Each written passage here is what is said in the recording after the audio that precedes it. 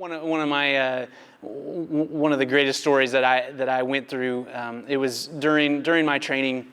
It was during our Hell Week, when we had been awake for days, been just exhausted, and they had woken us up in the middle of the night with flashbangs.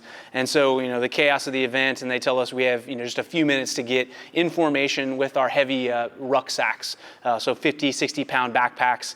And this one had the added bonus of we actually had gas masks on. So these old school gas masks are, covering your whole face, and they are, it's, in a North Carolina summer night, so you're sweating like crazy, and your mask is starting to fog over. So that tunnel vision, the figurative tunnel vision, is actually literally now you can barely see through the fog of your own perspiration. And so as we were going on this long ruck march, big long line, as a leader, I was kind of walking alongside. It's supposed to be taking care of my guys, when really I was just in my own individual suckfest, hating life.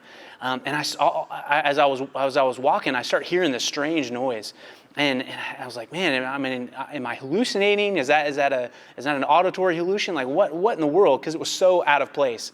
And so I started zoning in on it. I started walking back along the line, trying to discover this mysterious noise. And the noise I will do for you here is I can still remember it very vividly. It was.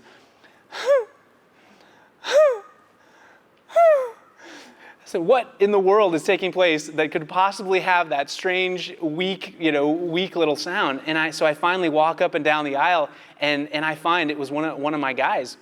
He was whimpering to himself. He was totally oblivious to anything going on around, and he was making the most hilariously pathetic sound in the world. And I said, bro, listen to yourself. Do you have any idea what noise you're making right now?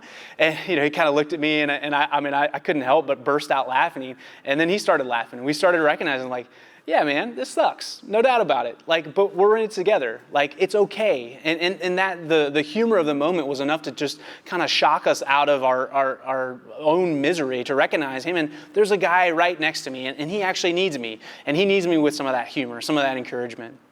And another phrase we use a lot in the military is, the beatings will continue until morale improves.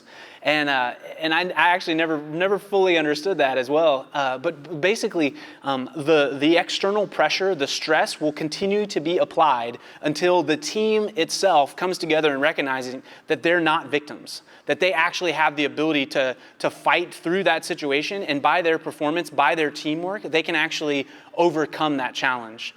And so it's important to recognize, hey, there's a time where you beat them, you crush them, and there's a time where you show them that they can fight through that, they can overcome that event, and have that as a seminal moment where they can look back, they can remember that one moment, be it in spring training or in the summer or 2 days, where they have that one really strong kick in the gut, that they can look back when they fought through it together as the team and they overcame.